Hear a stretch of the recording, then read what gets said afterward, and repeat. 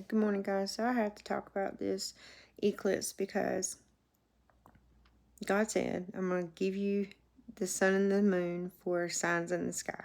So we had an eclipse, and last night, after on the VMA Awards, pure demonic ritual worship right there on the screen in front of you. And I cannot imagine, like, I didn't watch it because I don't even watch the news or TV or anything like that anymore, but that's where we are in the world.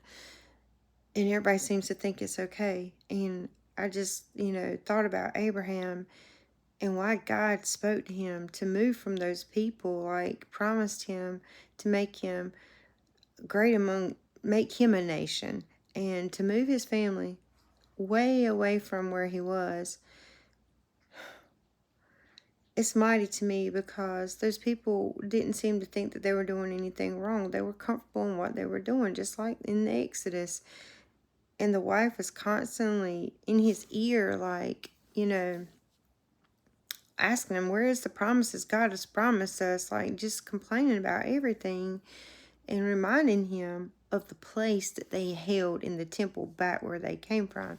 And he's just telling her over and over, we don't worship like that anymore.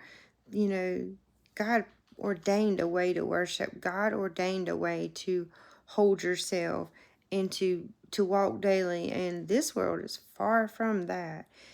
And it amazes me that we can turn on the TV and literally, that is pure demonic worship right in front of your face, but it doesn't seem to be apparent to most people. It just seems to be a normal thing to watch, and that's a veil that's covering your eyes that needs to be removed so that you can see in the spirit.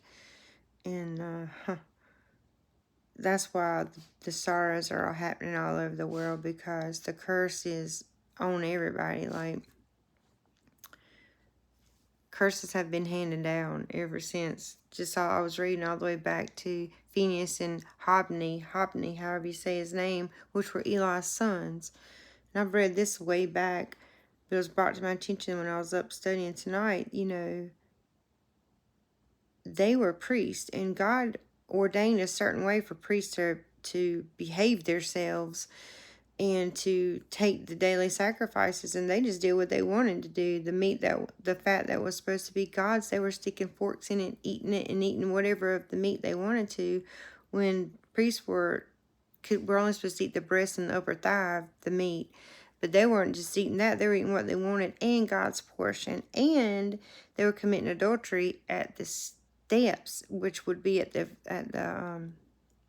door of the tents, with the women that were coming to do the sacrifices. Or so it provoked God to his anger, and it caused a curse to be handed down to the house of Eli.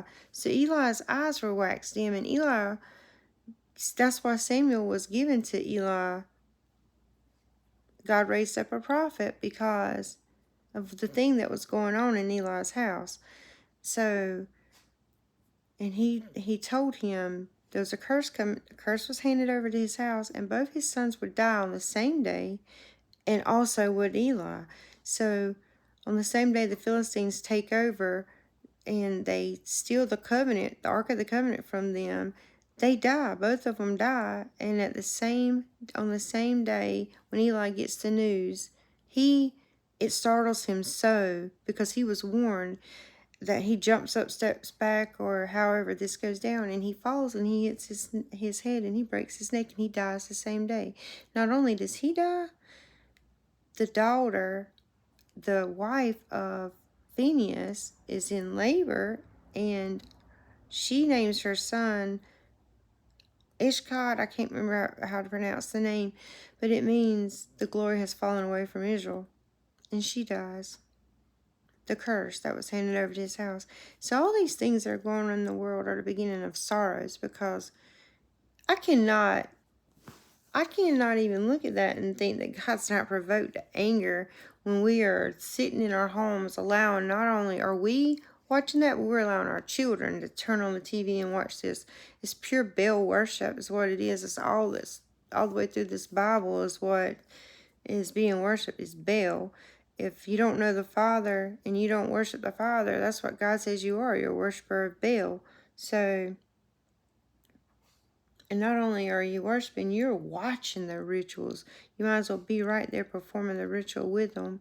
So you cannot expect God to not pour out his wrath or be angered, because the Bible says he's the God of yesterday, today, and tomorrow. That means he doesn't change. He hasn't changed. Nothing about him has changed, or what he expects of us has changed.